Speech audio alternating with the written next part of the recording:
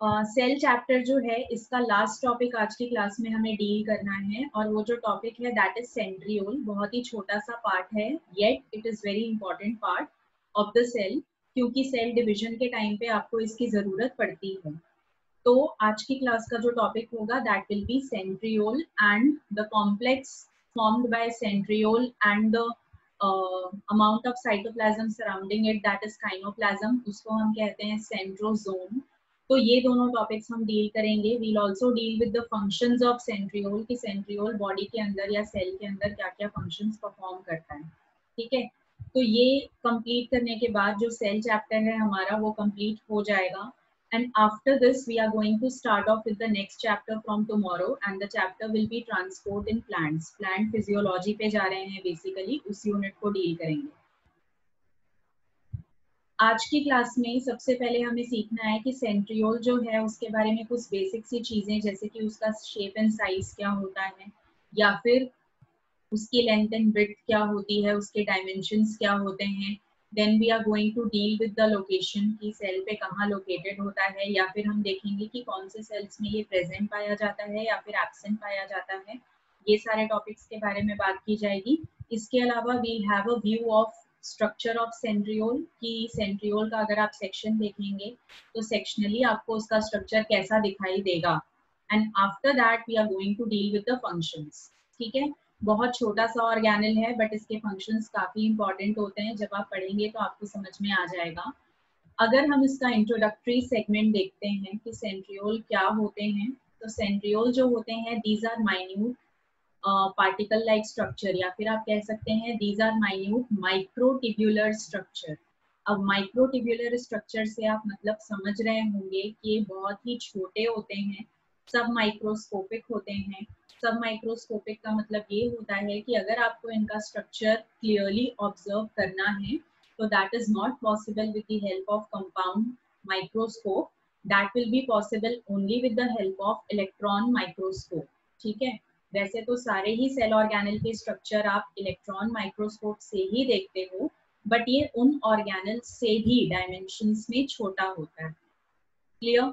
इसके अलावा सेंट्रियोल का एक बहुत इम्पॉर्टेंट कैरेक्टर होता है, और वो ये होता है कि इसके पास एबिलिटी है खुद को डुप्लीकेट करने की। Centriole has ability of self duplication, और ये इम्पॉर्टेंट बात इसीलिए भी है क्योंकि डुप्लीकेशन ये खुद का करता है विदाउट हैविंग ओन डीएनए। अभी तक आपने देखा था कि माइटोकॉन्ड्रिया होता है या क्लोरोप्लास्ट होता है, तो ये दोनों सेल्फ डुप्लीकेशन कर सकते हैं बट उनके पास खुद का डीएनए था। यहाँ अगर आप सेंट्रियोल में देखेंगे तो खुद का डीएनए इसके पास नहीं है, yet it can replicate itself. ठीक है, उसके बावजूद भी ये खुद का रेप्लिकेशन कर सकता है। तो that is one of the important feature. ठीक है, इसके अलावा अगर आप इसको मेम्ब्रेनलेस या मेम्ब्रेनस ऑर्गेनल की कैटेगरी में कैटेगराइज करना चाहते हैं तो ये एक जो होता है centriole, it is basically membraneless. ठीक है, तो इट इज विदाउट मेम्ब्रेन, ये इसका इम्पॉर्टेंट पार्ट हुआ। अगर आप दो सेंट्रियोल को एक दूसरे के राइट एंगल्स पे अरेंज करते हैं तो उसे हम डिप्लोजोम कहते हैं। ठीक है, उसको डिप्लोजोम कहा जाता है या फिर उसको सेंट्रोजोम कहा जाता है। अभी इसका एक पिक्चर भी आपको दिखाया जाएगा जब हम इसके स्ट्रक्चर के बारे में बात करेंगे। डिप्लोजोम होता है या फिर जो आपका ये सेंट्रोस्फेयर होता है या काइनोप्लाज्म होता है। ठीक है, इनको समझ लीजिए फिर आप पिक्चराइज्ड वे में उसको देख लीजिएगा। तो आपको दो सेंट्रियोल को अरेंज करना है, मतलब कि दो minute microtubular structure will be perpendicular to each other. तो वो जो कॉम्प्लेक्स बनता है that pair of centriole located at right angle to each other is termed as diplosome. Diplosome cell के एक स्पेशलाइज्ड पार्ट में होता है, साइटोप्लाज्म के एक स्पेसिफिक रीजन में होता है, और उस रीजन को हम कहते हैं सेंट्रोस्फीयर या फिर काइनोप्लाज्म। क्लियर? अब ये जो सेंट्रोस्फीयर या काइनोप्लाज्म होता है इसका इंपॉर्टेंट कैरेक्टर ये होता है that this particular part of the cytoplasm is devoid of other cell organelle। मतलब अगर आप सेंट्रियोल के आसपास झांक कर देखेंगे तो वहां पे आपको कोई भी दूसरा सेल ऑर्गेनल नजर नहीं आएगा। इसीलिए जो भी साइटोप्लाज्म का हिस्सा सेंट्रियोल को सराउंड करता है, that part is called as kinoplasm, या फिर उसे हम कहते हैं सेंट्रोस्फीयर। क्लियर?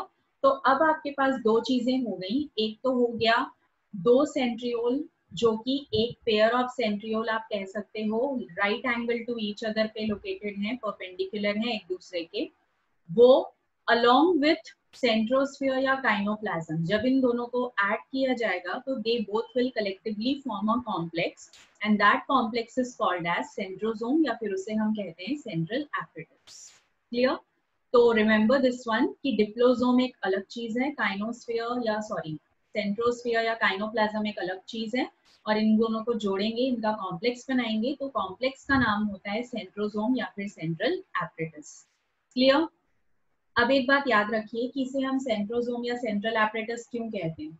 यूजुअली सेंट्रियोल का जो लोकेशन होता है सेल के अंदर वो सेंटर पे होता है, या फिर आप कह सकते हैं कि सेंटर के कहीं आसपास ही होता है, तो दैट इज द रीजन कि इसको हम कहते हैं सेंट्रल एपरेटस। जब आप सेल डिवीजन के टाइम पे भी सेंट्रियोल का फंक्शन देखेंगे तो उसका जो फंक्शन होता है वो मीडियन लाइन पे, मतलब सेल का जो सेंटर होगा जहाँ से सेल डिवाइड करेगा, फरो बनाएगा, वहां पर उसका इंपॉर्टेंट रोल होता है। अभी फंक्शंस में ये हम डील करेंगे। तो you have a picture in front of you, और इस पिक्चर में आपको दिख रहा है कि दो आपके माइक्रोटिब्यूलर सेंट्रियोल्स जो हैं वो दोनों एक दूसरे से राइट एंगल पे लोकेटेड हैं या फिर एक दूसरे के परपेंडिकुलर हैं। क्लियर? तो दिस कॉम्प्लेक्स बेसिकली जिसमें आपको पेयर ऑफ सेंट्रियोल दिख रहा है दैट इज कॉल्ड एज डिप्लोसोम, और अगर आप उसके आजू बाजू देखेंगे तो साइटोप्लाज्म का वो हिस्सा है जहां पर दूसरे सेल ऑर्गेनेल नहीं होते। तो अगर इस पूरे कलेक्टिव कॉम्प्लेक्स को नाम देना है तो उस कलेक्टिव कॉम्प्लेक्स का नाम होता है सेंट्रोसोम या फिर सेंट्रल एपरेटस। क्लियर? सेंट्रियोल के डायमेंशंस अगर आपसे कोई पूछे तो काफी छोटा होता है। अगर इसकी लेंथ आपसे पूछी जाएगी तो that will be in the range of 0.3 to 0.5 mu metre, और अगर आप इसका विड्थ देखेंगे या इसका डायमीटर देखेंगे तो that is around 0.15 mu metre. Clear? तो आप डायमेंशंस को देख के ही समझ लीजिए कि ये काफी छोटा सा ऑर्गेनल होता है। सारे यूकैरियोटिक एनिमल सेल्स में आपको ये प्रेजेंट मिलेगा, चाहे वो प्रोटोजोअन प्रोटिस्ट हो या फिर कुछ फंगस हो।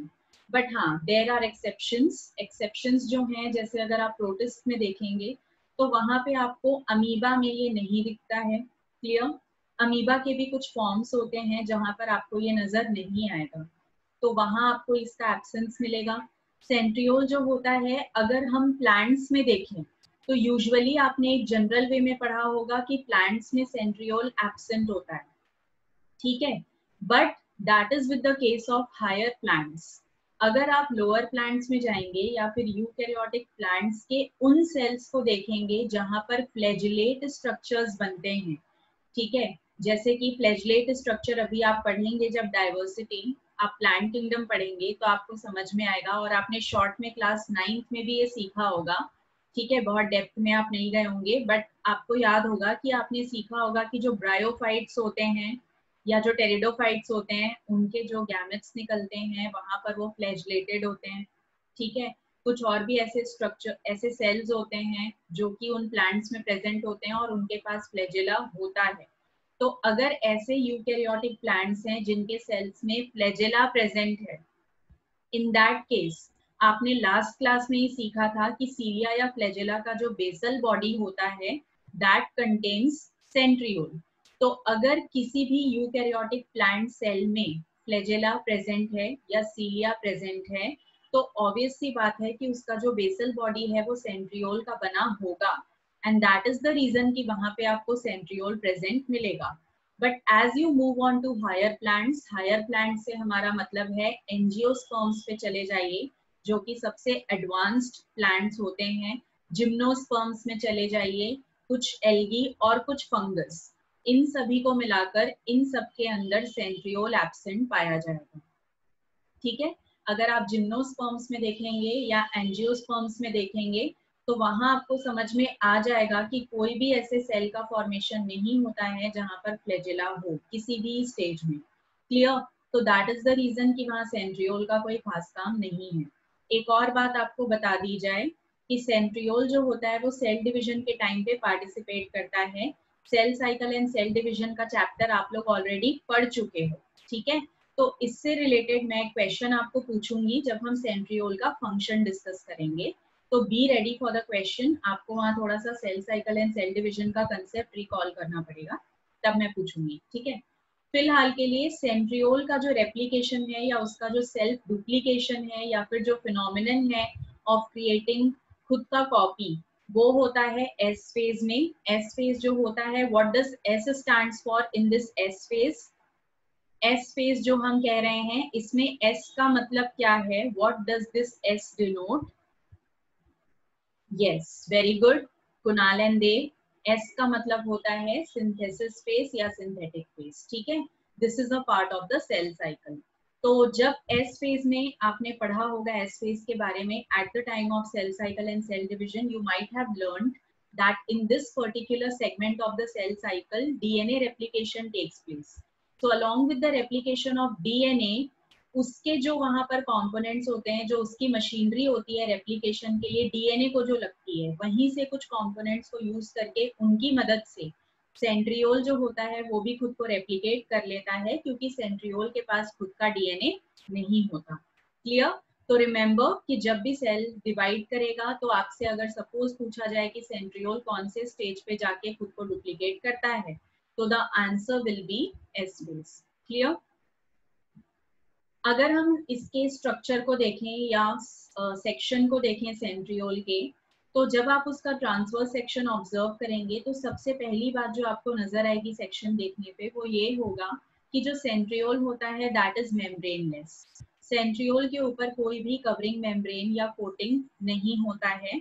It is a elongated structure, length में लंबा होता है, सिलिंड्रिकल दिखाई देता है। क्लियर? अगर सेक्शन को आप देख रहे हैं तो सेक्शनल व्यू जो इसका होता है उस स्ट्रक्चर को हम कहते हैं cart wheel structure, because it looks like a cart wheel. अभी आपको डायग्राम में दिखाया जाएगा। तो ये जो सेंट्रियोल होता है, आपने इसका थोड़ा सा बेसिक व्यू कहाँ पर देखा था? जब हमने सीलिया और फ्लैजेला का बेसल बॉडी पढ़ा था, याद है सबको? When we learned about basal body of cilia and flagella, तो हमने जरा सी बात की थी सेंट्रियोल के बारे में, क्योंकि बेसल बॉडी का जो स्ट्रक्चर था, बेसल बॉडी का जो माइक्रोट्यूब्यूल्स का अरेंजमेंट था या पेरिफेरल प्रोटीन्स का अरेंजमेंट था, that was similar to centriole. याद है आप सबको? How many of you remember? How many of you remember? Good. तो अगर याद नहीं भी है तो आप इस चीज को रिकॉल कर सकते हैं यहाँ पे, ठीक है। मैं अभी बताती जा रही हूँ। हमने पढ़ा था कि जो बेसल बॉडी होता है, basal body has microtubular arrangement of 9+0। Remember? तो 9 जो होते हैं वो आपके पेरिफेरल प्रोटीन्स होते थे, और जो 0 है उसका मतलब है कि जो सेंट्रल पोर्शन है वहां पर कोई भी प्रोटीन फाइब्रिल नहीं है। That region is particularly devoid of those tubular proteins and that is why it is called a hub, और इसीलिए हमने 9 के साथ 0 लिखा हुआ है। तो ये जो चीजें हैं ये मैं आपको एक बार डायग्राम में शो कर देती हूँ, फिर आपको ये समझ में आ जाएगा। ये आपके सामने डायग्राम है। अब इस डायग्राम में अगर आप ऑब्जर्व करेंगे चीजों को काफी अच्छे से, तो आपको यहाँ पर क्या नजर आएगा? आपको यहाँ दिखाई देगा कि जो भी यहाँ पे आपका स्ट्रक्चर दिख रहा है उसमें आपको 3 प्रोटीन्स दिखाई दे रहे होंगे, ठीक है। और वो जो 3 प्रोटीन्स हैं वो आपको पेरिफेरल दिख रहे हैं। तीनों का एक साथ एक ग्रुप बना हुआ है, यहाँ पर देखिए। Basically I am talking about this one. तो अगर आप इस ट्रिपलेट को देखें, यहाँ पर एक्चुअली 3 टिब्यूलिन सब फाइबर्स होते हैं या 3 सब फाइबर्स पाए जाएंगे, सब फाइबर ए, सब फाइबर बी एंड सब फाइबर सी। इन तीनों को जोड़कर आपका एक पेरिफेरल ट्रिपलेट बनता है। रिमेंबर, सब फाइबर ए प्लस सब फाइबर बी प्लस सब फाइबर सी, इन तीनों को जोड़कर आपके पास एक पेरिफेरल प्रोटीन स्ट्रक्चर बनेगा या फिर एक पेरिफेरल फाइब्रिल बनेगा, and that is called a triplet. Clear? क्योंकि 3 सब फाइबर्स हैं। तो अगर आप ऐसे ट्रिपलेट्स को देखेंगे तो यहाँ पेरिफेरल कितने ट्रिपलेट्स आपको दिखेंगे? 1 2 3 4 5 6 7 8 एंड 9। आपको इस डायग्राम के अंदर कितने पेरिफेरल ट्रिपलेट्स दिखाई दिए? 9। तो बेसिकली वी राइट कि यहाँ पर जो अरेंजमेंट है पेरिफेरल फाइब्रिल्स का, वो कितना हो गया 9। अगर आप सेंटर में देखेंगे तो आपको ये स्ट्रक्चर दिख रहा है, बट ये कोई फाइब्रिल नहीं है। ये पोर्शन जो है दैट इज अनडिफरेंशिएटेड प्रोटीन मास, मतलब वहां पे फाइब्रिल नहीं बना है, ये सिर्फ प्रोटीन से भरा हुआ सेगमेंट होता है और इसको हम कहते हैं हब। ठीक है, तो क्योंकि यहाँ कोई भी फाइब्रिल नहीं है तो हम यहाँ पर लिखते हैं 0, मतलब 0 डिनोट्स कि सेंटर में अगर आप देखेंगे स्ट्रक्चर में तो वहां कोई भी फाइब्रिल नहीं होता। तो दिस अरेंजमेंट इज बेसिकली किस लिए कि 9 पेरिफेरल फाइब्रिल्स आपको दिखाई देंगे और सेंटर में आपको कोई भी फाइब्रिल दिखाई नहीं देगा। क्लियर? इसके अलावा अगर आप ये तीनों सब फाइबर्स को देखेंगे ए, बी और सी, तो ये जो तीनों सब टिब्यूल्स या सब फाइबर्स होते हैं ये एक दूसरे के साथ प्रोटोफिलामेंट से जुड़े होते हैं। ठीक है, ये एक दूसरे के साथ प्रोटोफिलामेंट से जुड़े होते हैं which are very fine thread like structures, जो इनको अटैचमेंट में हेल्प करता है। ये तीनों हमेशा साथ रहेंगे और इनका भी अरेंजमेंट आप देखिए किस तरीके का है। ए जो होता है वो अंदर की तरफ होता है और सी जो होता है वो बाहर की तरफ। तो अगर आप इसका अरेंजमेंट बाहर से अंदर देखेंगे तो that will be C B A, और अगर आप अंदर से बाहर देखेंगे तो the arrangement will be A B C. ठीक है, ए बी सी अरेंजमेंट याद करके आप आउटसाइड टू इनसाइड मत लिख दीजिएगा, दैट इज रॉन्ग। अगर आप डायग्राम में ऐसा बना देते हैं तो वो गलत है। ठीक है, इसके अलावा यहाँ पर आप देखेंगे सी ए कनेक्टिव नाम की आपको एक चीज दिख रही है।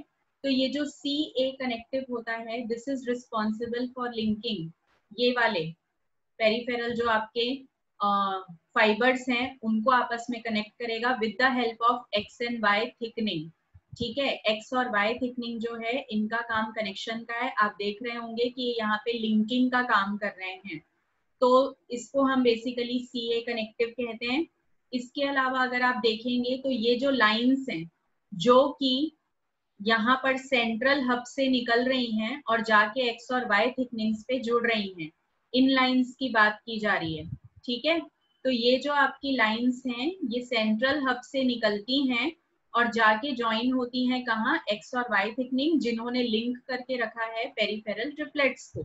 तो these lines are basically called as spokes. इनको हम क्या कहते हैं, इनको हम स्पोक्स कहते हैं। स्पोक जो होता है व्हील में स्ट्रक्चर होता है, आपने देखा है कि उसका जो आउटर लेयर है उसको सेंट्रल हब से जोड़ने का काम स्पोक्स का होता है।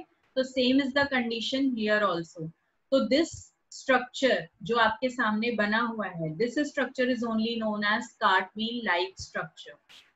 ठीक है, तो ये सेम स्ट्रक्चर हमने कहाँ पर देखा था, ये सेम स्ट्रक्चर हमने देखा था in basal body of cilia and flagella.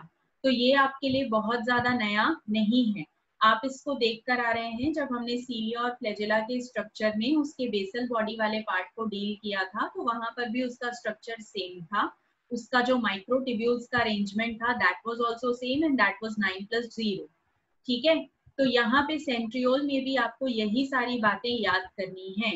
Now if will have a look at the description, तो जो जो अभी आपने डायग्रामेटिकली देखा वही बातें आपके लिए लिखी गई हैं कि जब आप सेंट्रियोल देखेंगे तो उसके पास 9 पेरिफेरल फाइब्रल्स होते हैं जो कि ट्रिपलेट्स के फॉर्म में होंगे, क्योंकि वो 3 अलग सब फाइबर के बने होते हैं और वो जो 3 अलग सब फाइबर्स होते हैं उनके ज्वाइन होने की वजह से एक फाइब्रिल बनता है, that is why it is termed as triplet. अगर आप उन ट्रिपलेट का नेचर देखेंगे या उन 3 सब फाइबर्स का अरेंजमेंट देखेंगे तो हम देखेंगे कि अगर हम आउटसाइड टू इनसाइड देख रहे हैं तो तीनों सब फाइबर का अरेंजमेंट होता है C towards outer, B at the centre and A towards innermost region. ठीक है, अगर आपसे अरेंजमेंट अंदर से बाहर पूछा जा रहा है मींस आउटसाइड टू इनसाइड, तो आपका ये अरेंजमेंट है। अगर आप इन टू आउट आ रहे हैं तो अरेंजमेंट होगा ABC। Do not gate confused over that. ये तीनों जो सब फाइबर्स होते हैं आपस में एक दूसरे से जुड़े होते हैं विद द हेल्प ऑफ प्रोटोफिलामेंट्स जो कि फाइन थ्रेड लाइक स्ट्रक्चर्स होते हैं। अगर इनके एडजेसेंट लिंकिंग की बात करें, मतलब एक ट्रिपलेट दूसरे ट्रिपलेट से कैसे ज्वाइन होता है, तो एक ट्रिपलेट दूसरे ट्रिपलेट से ज्वाइन होता है with the help of CA proteinaceous linker. और ये जो CA प्रोटेनिशियस लिंकर्स होते हैं ये सब एक्स और वाई थिकनिंग की मदद से भी जुड़े रहते हैं। अगर आप सेंट्रियोल के सेंटर पे चले जाएंगे तो वहां आपको किसी भी प्रोटीन फाइबर का या फाइब्रिल का प्रेजेंस नहीं मिलेगा। वहां प्रोटीन जरूर है बट फाइब्रिल के फॉर्म में नहीं है, दैट इज एक्चुअली प्रोटीन मास। तो वो जो प्रोटीन मास है, since it is not a fibril, तो उस पोर्शन को हम हब कहते हैं, उसको फाइब्रिल कंसिडर नहीं करते। And that is the reason कि 9 पेरिफेरल फाइब्रिल्स बाहर हैं, सेंटर फाइब्रिल से डिवॉइड है, तो अरेंजमेंट बना 9+0। इसके अलावा अगर आप देखेंगे कि जो हब है उसका इंपॉर्टेंट रोल क्या है, तो that hub is responsible for arising spokes. और ये जो स्पोक्स होते हैं ये बेसिकली रे लाइक स्ट्रक्चर्स होते हैं जो कि हब में से निकलते हैं और ये जाकर कहाँ पर ज्वाइन होते हैं, जो आपके 9 पेरिफेरल फाइब्रिल्स हैं। तो these are basically connections between hub and the peripheral fibril, जिसको आप स्पोक कहते हो। ठीक है, अब ये जो स्पोक्स होते हैं यहाँ पे 2 तरह का थिकनिंग भी आपको याद रखना है, और वो जो थिकनिंग होता है वो कौन सा थिकनिंग होता है, एक्स एंड वाई थिकनिंग। अब ये स्पोक का कनेक्शन भी याद रखिए। स्पोक का जो कनेक्शन है वो कुछ इस तरीके का है, मैं आपको डायग्राम में दिखा देती हूँ। अगर आप इन स्पोक्स को देखेंगे, ठीक है, स्पोक्स का कनेक्शन आप देख रहे हैं, लिंकर का कनेक्शन अगर आप देखेंगे तो कनेक्शन देखिए यहाँ से यहाँ डायरेक्ट नहीं हो रहा है। लिंकर का जो कनेक्शन है वो सी टू सी डायरेक्ट नहीं होता। अगर आपने एक ट्रिपलेट का सी लिया है तो लिंकर किससे लिंक करेगा, दूसरे वाले ट्रिपलेट के ए के साथ। This is C A connection. समझ में आई बात? सी ए कनेक्शन, या जिसको आप लिंकर कह रहे हो, यहाँ पर सी टू सी अरेंजमेंट या ए टू ए अरेंजमेंट नहीं है। लिंकिंग कैसे होती है? लिंकिंग होती है कि एक ट्रिपलेट का सी सब फाइबर ज्वाइन करेगा दूसरे ट्रिपलेट के ए सब फाइबर के साथ। Is it clear? This is basically C A linking. और इसी वजह से ये जो स्ट्रक्चर है ये कार्ट व्हील लाइक दिखाई देता है। इसके अलावा हर एक सेंट्रियोल डेंस अमॉर्फस कुछ पेरीसेंट्रियोलर मास से सराउंडेड होता है, और ये जो उसका पेरीसेंट्रियोलर मास होता है that is basically called as massules crown, या फिर उसको हम कहते हैं पेरीसेंट्रियोलर सैटेलाइट। तो ये जो पेरीसेंट्रियोलर सैटेलाइट है या फिर ये जो सब्सटेंस है जो कि सेंट्रियोल के अराउंड प्रेजेंट होता है, this is responsible in production of more centriole. मतलब जब भी एक सेंट्रियोल दूसरे सेंट्रियोल्स बनाएगा तो एस फेज के टाइम पर जब यूजुअली ऐसा होता है कि सेंट्रियोल अपनी कॉपी बनाता है या खुद को डुप्लीकेट करता है, तो उस टाइम पर इस पेरीसेंट्रियोलर सैटेलाइट का बहुत बड़ा रोल होता है। तो रिमेंबर दिस थिंग ऑल्सो, क्योंकि यही रिस्पॉन्सिबल है for duplication of the centriole. ये स्ट्रक्चर आपको क्लियर है? अगर इस स्ट्रक्चर से रिलेटेड कोई भी डाउट्स आप लोगों को हैं तो आप मुझे अभी के अभी पूछ सकते हैं, सो दैट कि ये वाला डाउट हम अभी ही क्लियर कर लेंगे। Observe this diagram very carefully and you can ask your doubts. अभी पूछ लीजिए अपने doubts अगर आपको इस structure में कोई भी doubt है तो, and then we can proceed with the functions.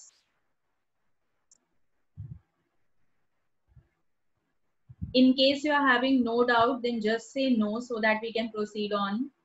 किसी को भी इस डायग्राम में कोई भी प्रॉब्लम है, इसको समझने में कोई इशू आ रहा है आपको? Not at all. Okay.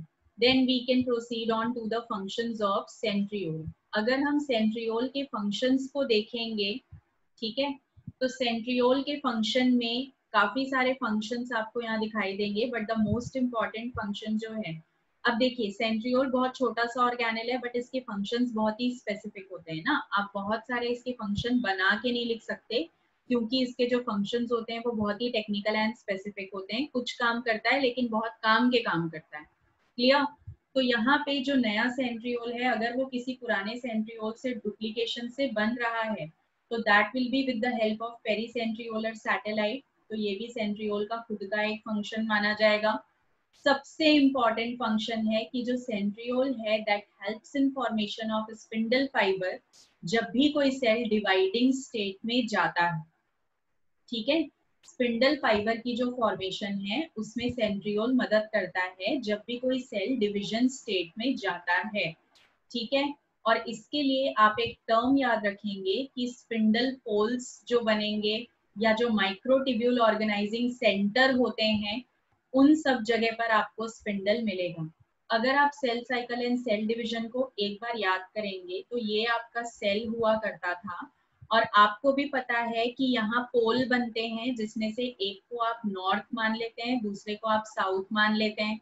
ऐसा आपने cell cycle and cell division में पढ़ा होगा। तो जब आपने सेल डिवीजन में ये चीज पढ़ी होगी तो आपको पता है कि यहाँ पोल से आते हैं कौन? स्पिंडल।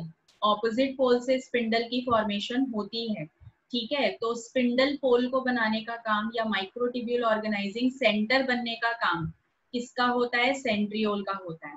अगर आपने सेल का डायग्राम और भी अच्छे से देखा होगा तो उस डायग्राम में आपको दिखाया गया होगा कि यहाँ पर सेंट्रियोल पाया जाता है, ठीक है।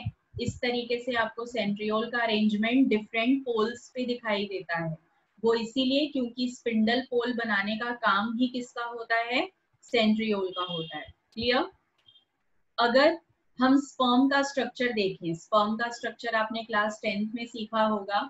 अब हो सकता है कि आपको इतने डिटेल में ना बताया गया हो कि स्पर्म का जो नेक वाला पोर्शन होता है वहां पर एक सेंट्रियोल प्रेजेंट होता है, एक प्रॉक्सिमल और एक डिस्टल। तो डिस्टल सेंट्रियोल जो होता है उसका फंक्शन होता है स्पर्म की टेल बनाना, ठीक है। स्पर्म का स्ट्रक्चर अगर मैं यहाँ पर आपको एक बार रफली ड्रॉ करके दिखाऊं तो अगर आप उस स्ट्रक्चर को देखेंगे तो आपको समझ में आएगा कि उस स्ट्रक्चर में एक नेक रीजन होता है, छोटा सा पार्ट होता है, और वो जो नेक रीजन है वहां पे हम लोग क्या देखते हैं? ये स्पर्म की हेड हो गई। इसके नीचे आपको ऐसा कुछ स्ट्रक्चर दिखेगा, यहाँ पर ही सेंट्रियोल होता है, वो भी डिस्टल पोजीशन वाले सेंट्रियोल की बात की जा रही है। And after that we have tail, ठीक है। अब देखिए ये रफ स्ट्रक्चर है, do not resemble it with a balloon, क्योंकि दिख तो वैसा ही रहा है although, but that is only a rough representation to make you understand. Clear? तो ये जो नेक वाला पोर्शन आपके सामने ड्रॉ किया गया था just below the head of the sperm, वहां पर प्रॉक्सिमल एंड डिस्टल सेंट्रियोल होता है। तो distal centriole is responsible for the formation of sperm tail. Clear? इसके अलावा एक फंक्शन आप जान ही चुके हैं, आपने लास्ट लेक्चर में पढ़ा था अबाउट सीलिया एंड फ्लैजेला। तो सीलिया और फ्लैजेला का जो बेसल बॉडी वाला पार्ट होता था, that basal body part was responsible for containing centriole या सेंट्रियोल लाइक स्ट्रक्चर। तो ये एक फंक्शन है। इसके अलावा अगर आप सेंट्रियोल की लोकेशन देखेंगे तो वो किसी भी सेल के अंदर बहुत इंपॉर्टेंट होती है, क्योंकि उसी से डिसाइड होता है कि प्लेन ऑफ डिविजन कहाँ बनेगा। क्लियर? तो जो प्लेन ऑफ डिविजन होता है that is always at right angle to the long axis of spindle. Spindle का जो लॉन्ग एक्सिस है, अब सपोज ये आपका स्पिंडल है तो इसके राइट एंगल पे प्लेन ऑफ डिविजन बनेगा, ठीक है। लॉन्ग एक्सिस के जो स्पिंडल का लॉन्ग एक्सिस है उसके राइट एंगल पे क्या बनता है? प्लेन ऑफ डिविजन, जो कि ट्रांसवर्स होता है। क्लियर? तो सेंट्रियोल जो होते हैं इसीलिए इनको हम सेल सेंटर्स भी कहते हैं। अब यहाँ पर मुझे आपसे एक क्वेश्चन करना था, जो अभी आप cell cycle and cell division से रिलेटेड आंसर मुझे देंगे। वो ये है कि हमने अभी अभी सीखा था कुछ समय पहले कि जो हायर प्लांट्स होते हैं वहां पर सेंट्रियोल प्रेजेंट नहीं होता, ठीक है। तो अगर वहां पर सेंट्रियोल प्रेजेंट नहीं होता है तो वहां पे किस तरीके से सेल जो होता है वो डिवाइड करता है? क्योंकि प्लेन ऑफ डिवीजन तो सेंट्रियोल डिसाइड करता है। तो अगर आप हायर प्लांट्स को देखेंगे तो हायर प्लांट्स के अंदर how come two cells divide into two without forming a plane of division? Plane of division centriole की मदद से डिसाइड होता है। जैसे कि एनिमल्स में फरो फॉर्मेशन कहाँ होगा, वही प्लेन ऑफ डिवीजन है। तो क्योंकि अब सेंट्रियोल प्लांट्स में नहीं है तो ये काम कैसे चलेगा? और अगर आप लोगों को याद हो तो हमने ये चीज भी इसी चैप्टर में पढ़ी थी कि प्लांट्स के अंदर अगर फरो फॉर्मेशन नहीं है तो किस चीज का फॉर्मेशन होता है? वो कौन सा ऑर्गेनेल करता है बिना सेंट्रियोल की मदद से? Cell wall? Not at all. किसी को भी याद है ये? Small tubule of Golgi body form cell plate. Very good Kunal, very very good, ठीक है। यहाँ पे Kunal has given the answer. हमने ये पढ़ा था जब हमने गोल्जी डील किया था। सेल प्लेट फॉर्मेशन होता है। आपको गोल्जी नहीं भी याद है, डजंट मैटर, बट आपको ये तो याद होगा कि सेल साइकिल सेल डिवीजन में जो प्लांट सेल होता है वो जो होता है वो सेल फरो नहीं बनाता, वो सेल प्लेट फॉर्मेशन करके डिवाइड करता है। And cell plate formation is due to the lack of centriole. Centriole होता तो प्लेन ऑफ डिवीजन डिसाइड हो जाता, बट जब प्लेन ऑफ डिवीजन नहीं है तो किसी को तो ये काम करना ही है सेल प्लेट बना के। तो वेरी गुड कुणाल, कुणाल को ये चीज याद थी। और अगर बाकी सब लोगों ने भी ध्यान से लेक्चर देखे होंगे तो आपको भी याद आएगा। पार्थ, आपका आंसर तो बिल्कुल ही आउट ऑफ ट्रैक है, ये वाला तो हमने यहाँ डिस्कस किया ही नहीं है, ठीक है। तो डजेंट मैटर, अगर याद है तो वेल एंड गुड, नहीं याद है तो आप जाके उसको एक बार रिकॉल करिए कि मैम ने कहाँ पर ये चीज सिखाई थी हमें, ठीक है। तो इस चीज से आपको एक बात और समझ में आई होगी कि जो कंसेप्ट होते हैं वो एक जगह से दूसरी जगह से कनेक्टेड होते हैं, रिलेटेड होते हैं। और आपको पढ़ना भी इसी तरीके से कि अगर आपको कोई चीज याद है तो आपको उसको हर जगह पे अप्लाई करना आना चाहिए when it is needed. Clear? तो this was the last topic of your chapter. Cell chapter हमारा कंप्लीट हो चुका है, as I told you earlier also. अभी कल से हमारा जो चैप्टर स्टार्ट होगा that chapter will be transport in plants. हम लोग जा रहे हैं प्लांट फिजियोलॉजी के यूनिट पर। क्लियर? तो ये चैप्टर अच्छे से पढ़ते रहिए, क्वेश्चन सॉल्व करिए। If you are facing any kind of doubt तो वो मुझे आप भेज सकते हैं। एक और बात, मुझे जो सभी से कंप्लेन है, I am very very disappointed. Last lecture के टाइम पे आपको एक होमवर्क दिया गया था कि आपको एक डिफरेंस लिखना था बिटवीन सीलिया एंड फ्लैजेला, ठीक है। और वो डिफरेंस आपको मुझे सेम डे शाम तक सेंड करना था, बट उसमें से मुझे सिर्फ और सिर्फ एक ही बच्चे का आंसर अभी तक मिला है और वो है कुणाल। बाकी लोगों को ये चीज याद नहीं थी या आपने जान के नहीं किया। May I know the reason, what was the reason behind not doing your homework? और बहुत ही सिंपल सा एक टास्क था जो आपको करना था, हार्डली वो आपका 5 मिनट लेता। Why was it so? Fine, इसके बारे में बात करते हैं, but before that, from tomorrow onwards we are going to start with the new chapter and that will be transport in plants.